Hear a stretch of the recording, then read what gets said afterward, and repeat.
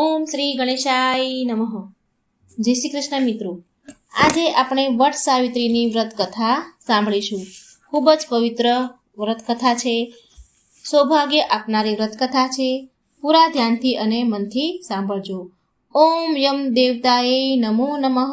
ઓમ ધર્મ દેવતાએ નમો નમઃ. જય સત્યવાન સાવિત્રીની જય.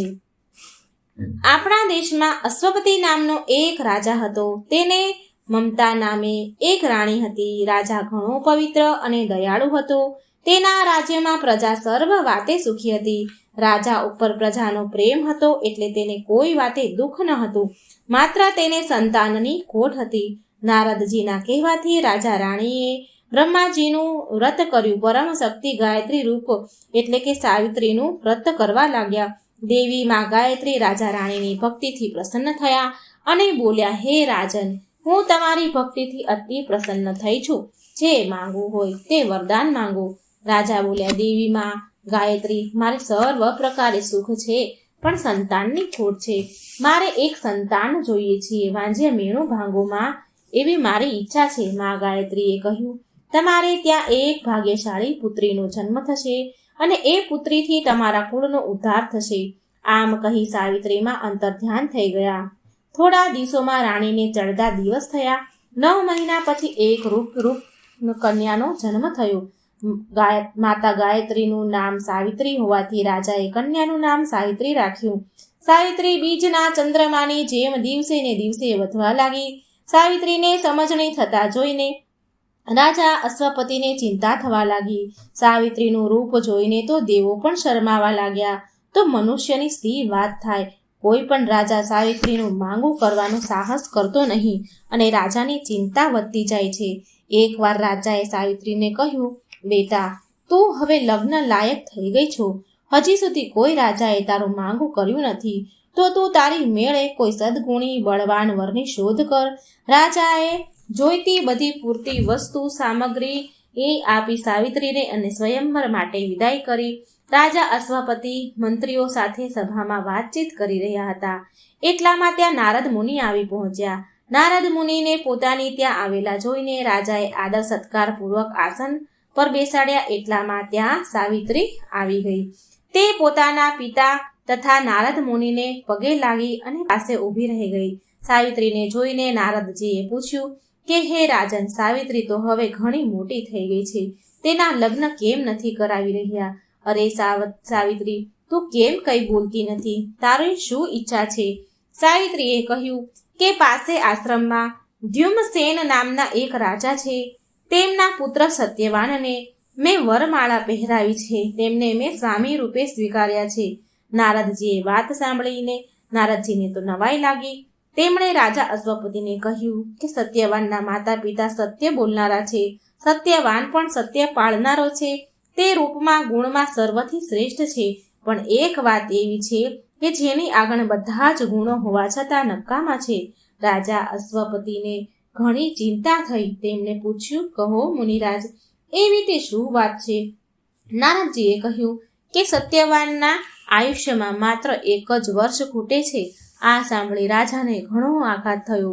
આ સાંભળી સાવિત્રીને બીજો યોગ્ય વર શોધવા માટે ઘણી સમજાવી. નારદજીએ પણ બીજો વર શોધવાની શિખામણ આપી. પણ સાવિત્રી 1ની 2 ન થઈ. એણે કહ્યું કે સતી સ્ત્રીનું વચન એક જ હોય છે. મેં જેને હૃદયથી પતિ માન્યો છે એ જ ખરો. હવે બીજો મારે ભાઈ સમાન છે. જે ભાગ્યમાં હશે તે થશે. જેવા વિધિના લેખ. સાવિત્રીને અડગ શ્રદ્ધા આગળ રાજાનું પણ કંઈ ચાલ્યું નહીં. નારદજીએ પણ સાવિત્રીની ઈચ્છા પ્રમાણે કરવાની સંમતિ આપી અને ત્યાંથી ચાલતા થયા.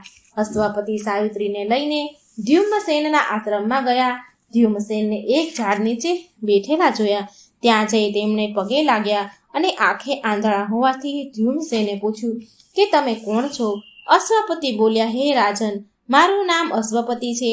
મારી પુત્રી સાવિત્રીનું આપના પુત્ર સત્યવાન સાથે લગ્ન કરવા આવ્યો છું.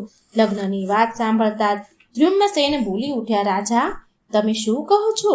તમારી પુત્રીના લગ્ન સત્યવાન સાથે? અશ્વપતિ બોલ્યા કે એમાં નવાઈ જેવું શું છે? મારી પુત્રીએ પોતાની ઈચ્છાથી જ સત્યવાનને પસંદ કર્યો છે.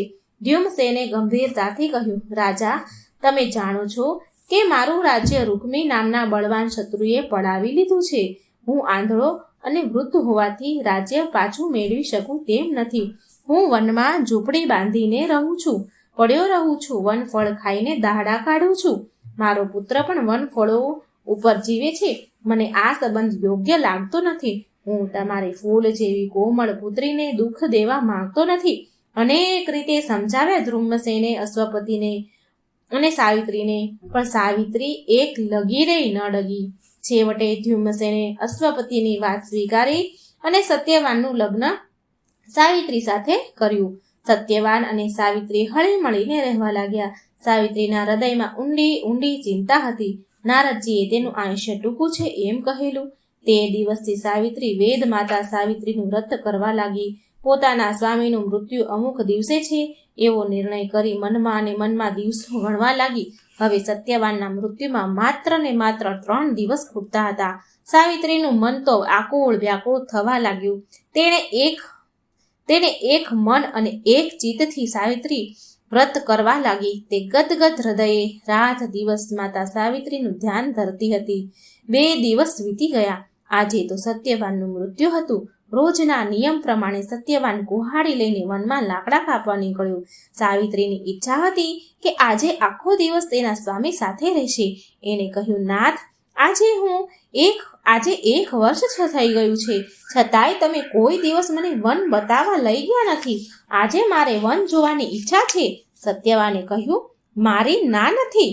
માતા પિતાની આજ્ઞા મળે તો ચાલો. સાવિત્રીએ સાસુ સસરાની આજ્ઞા લીધી અને સત્યવાન સાથે વનમાં જવા નીકળી. વનમાં જાત જાતના ઝાડવા અને પક્ષીઓના નામ પૂછતા પૂછતા સાવિત્રી પતિની સાથે સાથે ચાલતી હતી. બંને જણા થોડે દૂર પહોંચ્યા. ત્યાં એક સુકાયેલું ઝાડ હતું. સત્યવાન કુહાડાથી ઝાડ કાપવા માટે ગયો. સત્યવાને જેવો કુહાડ્યો માર્યો તેવો જ તેના માથામાં ભારે સણકો આવ્યો. આંખે અંધારા આવવા લાગ્યા અને થોડી વારમાં તો તે ભોંય પર ઢળી પડ્યો. સાવિત્રી પોતાના ખોળામાં પતિનું માથું લઈને રડવા લાગી, દબાવવા લાગી. એટલામાં ભયંકર કાળા રંગવાળો, તેજસ્વી અને વિશાળ આકૃતિવાળો એક પુરુષ આવીને ઊભો રહ્યો. આવા ભયંકર આકૃતિ જોઈને પણ સાવિત્રી જરા પણ ડરી નહીં. સાવિત્રીએ પૂછ્યું, તમે કોણ છો? તમે કેમ અહીં ઊભા છો? આવનાર બોલે છે કે, હે પુત્રી, હું યમ છું. તારા પતિનું આયુષ્ય પૂરું થવાથી તેને લઈ જવા આવ્યો છું. સાવિત્રીએ યમરાજાને ઓળખ્યા અને કહેવા લાગી કે, હે યમરાજા, મેં તો એવું સાંભળ્યું છે કે તમારા દૂતો મનુષ્યને લેવા આવે છે, તો તમે પોતે કેમ આવ્યા છો? યમરાજા બોલ્યા, સત્યવાન સદા સત્ય બોલનારો અને સદાચારી છે, એટલે એને લઈ જવાનું મારા દૂતોનું કામ નથી. આવા પવિત્ર પુરુષને લેવા હું પોતે જ આવું છું. એમ કહીને યમરાજાએ પાશ નાખ્યું અને સત્યવાનના દેહમાંથી અંગૂઠા જેવડા પ્રાણને બળપૂર્વક ખેંચી કાઢ્યા. સત્યવાનનો દેહ નિષ્ક્રિય થઈને પડ્યો છે. યમરાજા સત્યવાનનો પ્રાણ લઈને દક્ષિણ દિશામાં ચાલતા થયા. પતિના મૃત્યુથી સાવિત્રીને અપાર દુઃખ થયું. તેને મૂર્છા આવી ગઈ. ઘડીક વાર તો તેને યમરાજા ઉપર ક્રોધ આવ્યો, પણ એમાં યમરાજા શું કરે? સાવિત્રી પોતાના પતિને ઝાડ નીચે મૂકીને દુઃખી હૃદયથી વિલાપ કરતી કરતી યમરાજાની પાછળ પાછળ ચાલવા લાગી. સાવિત્રીને પાછળ પાછળ ચાલતી જોઈને યમરાજા બોલવા લાગ્યા, હે સાવિત્રી, હવે પાછળ પાછળ આવું નકામું છે. અહીં આગળ મનુષ્યની સીમા પૂરી થાય છે. તું અહીંથી આગળ આવી શકીશ નહીં, માટે પાછી વળ. વિધિના લેખ મિથ્યા થતા નથી, માટે શોક કરવો નકામો છે. જા, પાછી જા અને તારા પતિના અંતિમ સંસ્કારની ક્રિયા કર. સાવિત્રી ધીરજપૂર્વક બોલી, મારી શ્રદ્ધા અને નિશ્ચય અડગ છે કે જ્યાં જ્યાં મારા પતિ જાય ત્યાં ત્યાં મારે સાથે જવું. હું સાથે જ રહીશ. તમે કહો છો કે મનુષ્યની સીમા અહીં પૂરી થાય છે, પણ મારા પતિવ્રત ધર્મના બળે, ગુરુ ભક્ત બળે, મારા વ્રતના બળે અને તમારા કૃપાના બળે મારી ગતિને કોઈ અટકાવી શકે તેમ નથી. હે દેવ, 7 પગલાં સાથે ચાલવાથી મિત્રતાનો અધિકાર મળે છે.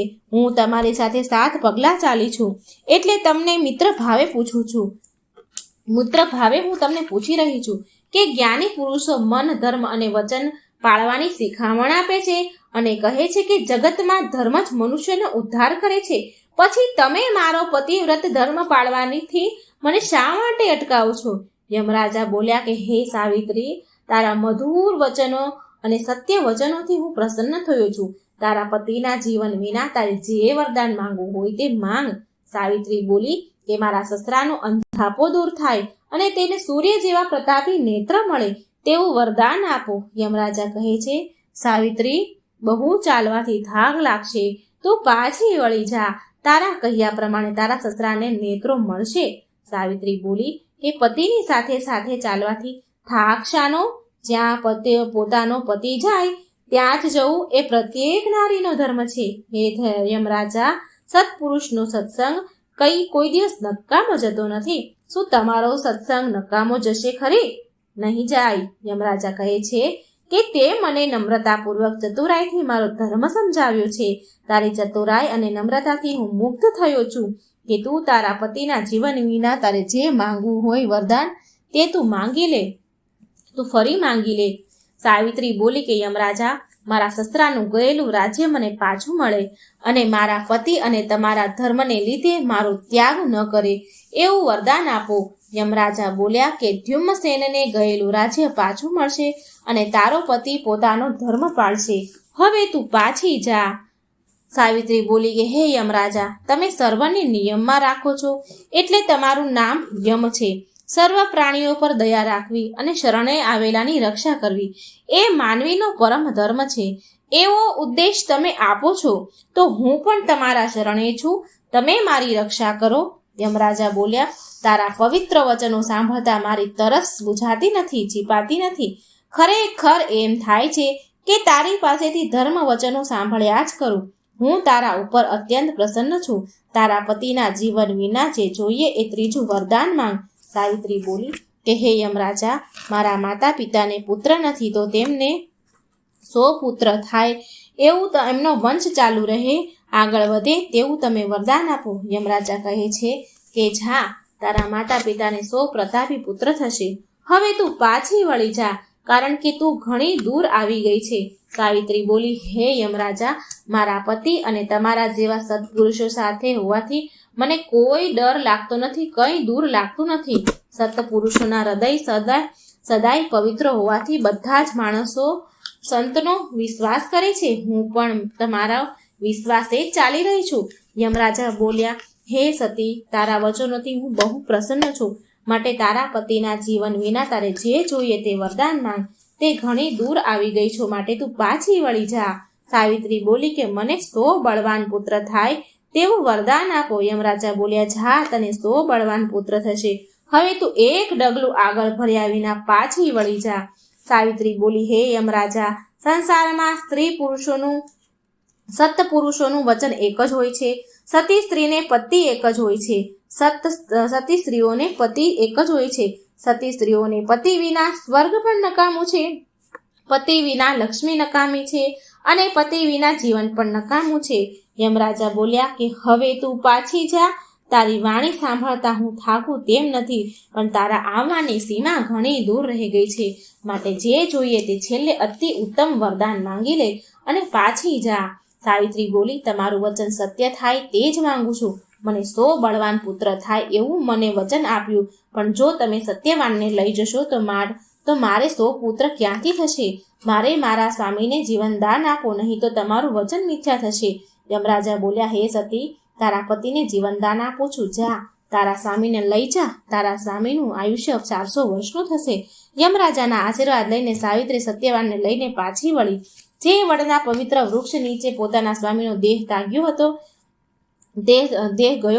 દેહ હતો, ત્યાં તે આવી સત્યવાનનું માથું તેણે ખોળામાં લીધું અને થોડી જ વારમાં સત્યવાન જાગી ઉઠ્યો, આળસ મરડીને બેઠો થયો. તે જોઈને સાવિત્રીનું હૃદય આનંદથી ઝૂમી ઉઠ્યું. સત્યવાને કહ્યું કે હે પ્રિય, આજે તો મેં એક સપનું જોયું, તેમાં મેં તારો અને યમરાજાનો સંવાદ જોયો. એટલે સાવિત્રીએ બધી વાત કહી સંભળાવી અને કહ્યું, સ્વામી, તમારું સપન એ સાચું હતું. અહીં સત્યવાનના પિતાએ દોડ કરી મૂકી, કારણ કે બહુ વાર થઈ ગઈ તો ઘરે પહોંચ્યા નહીં, અને એને દોડ કરી મૂકી અને વિચાર કરવા લાગ્યા કે હજી સત્યવાનને સાવિત્રી ઘરે કેમ ન આવ્યા. એણે ચારેય દિશાઓ ખંખોળી નાખી, પણ આ શું? અચાનક તેમના આંધળા નેત્ર ઉઘડી ગયા અને દેખવા લાગ્યા, અને તેમના આશ્ચર્યનો પાર ન રહ્યો. આંખો મળી ગઈ. જોવા લાગ્યા એટલે તેમને પુત્ર અને પુત્રવધૂને જોવાની આતુરતા વધી. થોડી વારમાં સત્યવાન અને સાવિત્રી આવી ગયા અને માતા પિતાને પગે લાગ્યા. ધ્યુમસેનને હવે શાંતિ થઈ. સત્યવાને બધી વાત કહી. પિતાને આંખો મળવાનું કારણ પણ સાવિત્રીના વ્રતનો પ્રભાવ છે એમ કહ્યું. એમ તેમને સંભળાવ્યું. ધ્યુમસેને તો સાવિત્રીના માથા ઉપર હાથ ફેરવા લાગ્યા. એટલામાં એક દૂત આવ્યો અને સમાચાર લાવ્યો કે દુષ્ટ રૂક્મીએ પડાવી લીધું હતું જે રાજ્ય, તો તેના પર બીજા રાજાએ ચડાઈ કરીને પાછું મેળવી છે. તેઓ આપણે તમારું રાજ્ય સંભાળવા માટે બોલાવે છે. ધ્યુમસેન તેના સત્યવાન અને સાવિત્રીને સાથે લઈને તેની રાજ્યમાં ગયા અને સુખેથી રાજ્ય કરવા લાગ્યા.